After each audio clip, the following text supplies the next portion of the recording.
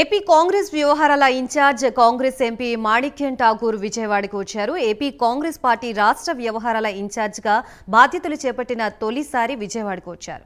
మాణిక్యం ఠాకూర్కి గన్నవరం విమానాశ్రయంలో పెద్ద ఎత్తున కాంగ్రెస్ నేతలు ఘన స్వాగతం పలికారు.